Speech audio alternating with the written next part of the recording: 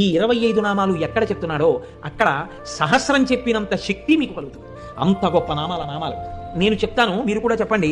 సింహాసనేషి, లలిత, మహారాజ్ఞి, వరాంకుశ, చాపిని, త్రిపురా చైవ, మహాత్రిపుర సుందరి, సుందరీ చక్రనాథ చ,